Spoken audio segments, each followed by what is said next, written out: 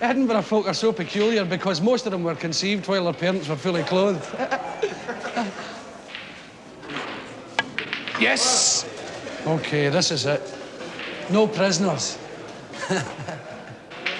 A guy once explained it beautifully to me. He said, he said there was more fun at a Glasgow funeral than there was at an Edinburgh wedding, which not really appealed to me. And it's true, you wouldn't believe it. I do find more snide remarks, more digs against Edinburgh when I'm with my Glasgow friends than I ever do against Glasgow when I'm with my Edinburgh friends. They're wee, we're big.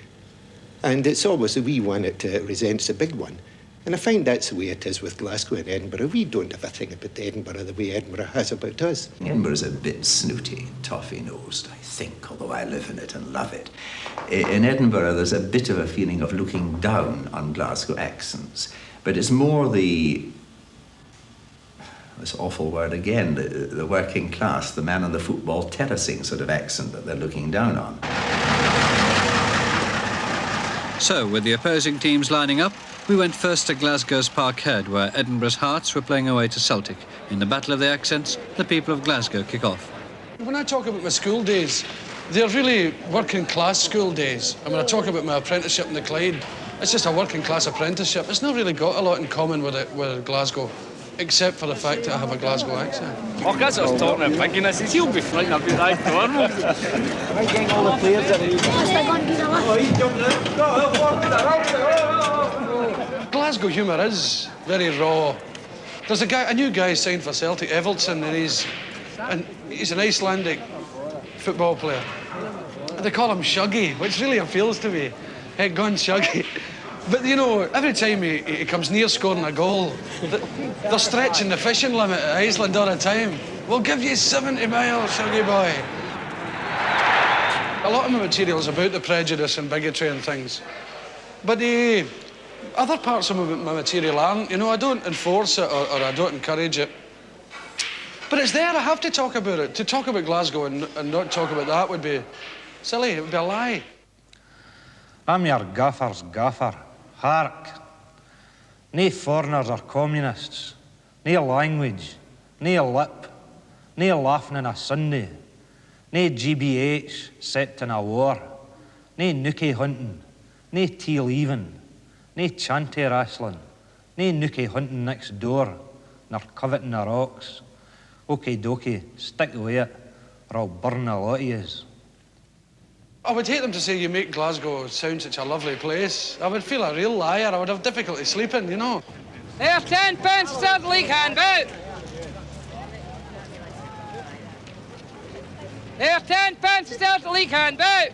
You can either say top of the league, or you can do the glottal stop, top of the league, or you can have top of the league, tap of the league, top of the league, top of the league, top of the league, tap of the league. There's about 20 different sort of types, and this is even before you get into personal inflection. There's 10 pence to start the league handbout. I mean, this is what, to me, is sort of fascinating about language, about Glasgow language. There's 10 pence to start the league handbout. When I write a sort of kind of freewheeling phonetic transcription of Glasgow sounds, I recognise that these are limited largely to people who already be familiar with the sounds. But, I mean, the way I look at it is it's just a romantic 19th century hang-up of the bardic poet. You've got to communicate with as many people as possible. I mean, logically, the way I look at it, if you want to communicate with as many people as possible, then you ought to learn Chinese, you know. What's the wife doing for the messages tomorrow? I know. That's not Mike, is it? Come on, boys, keep moving in here. That's the game. He's a Celtic supporter. Try and have the correct... Come on, try and have the correct money. Use the two both loose. Good, lad, in you get. There's your... Take your feather in with you. That's my wee bra. Come on, son, into pairs. Glasgow people swear very well, but the people who try to change their accent can't swear anymore. Glasgow swearing sounds like... And, you know, there's no mistake what the guy's trying to get across. But these people swearing, it doesn't sound like swearing. You tend to go, pardon, I'm sorry. You know, when a Glasgow guy swears, no way do you say, excuse, what was that? Says, how are you anyway? I says, I'm this bus. Aye. I says, Gillis will bone to us tomorrow morning. That says about what's the score here? It's not that there's people just sort of kind of walking about talking broad Glaswegian or talking, you know, English with a Glasgow accent or talking Kelvin side. I mean, there's a whole mix of different languages in this city, as in any big city, you know. As Tom Leonard says, it's not just the strident shouts of the football terraces that you hear in Glasgow. The centre of the city testifies to a prosperous community as well as a poor one, and the linguistic mix includes the distinctly middle-class Kelvin side voice. I've only got one child, and he's a son. He was at a prep school, first of all, and then he was at a boarding school, and then educated in England at Oxford, finishing off his degree, so that therefore I would have thought he might have collected another accent, but he's just ordinary, just a very unnoticeable accent, I would just say unaccentuated. That's the correct word, I should think. Just a very, very nice voice to listen to, but no accent. And yet he's Glasgow. I mean, he's Glasgow born and lived a lot of his life in Glasgow, apart from schooling and university. And certainly in Gorbals for 8 years, and yet he's still got the same accent. He's a minister. That's a voice that wouldn't seem out of place in Edinburgh. It has echoes of the accent for which the capital has become famous, an accent which every visitor to Edinburgh expects to hear. It's known as Morningside. People often say, has Edinburgh got a very distinctive accent? Well, it's not a good question to ask a resident because they're unaware of it. But I think a narrowing of vowels would be what distinguishes us from towns in the west and in the north and in the south. If you're in a mocking frame of mind, you would say Morningside. I can't quite say it. Morningside. Morningside.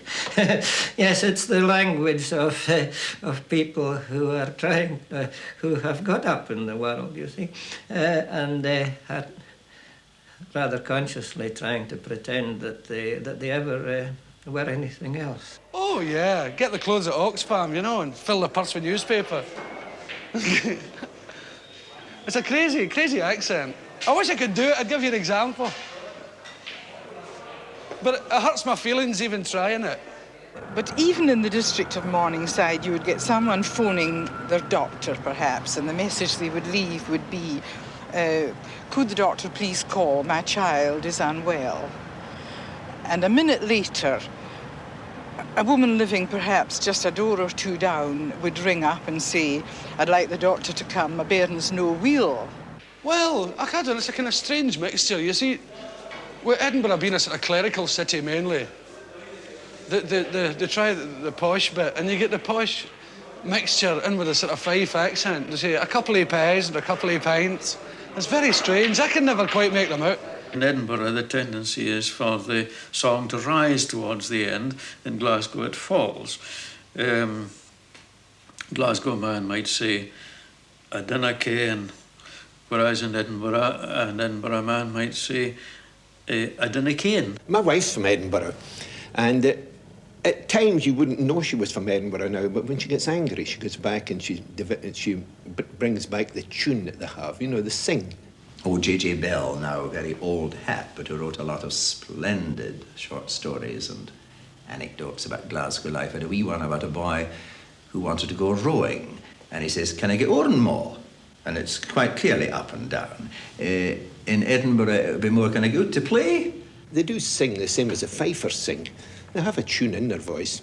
I don't think we have a tune in Glasgow, but over in that East Coast, right up the East Coast, they do have a tune. I think a good musician could work it out and put it down in notes.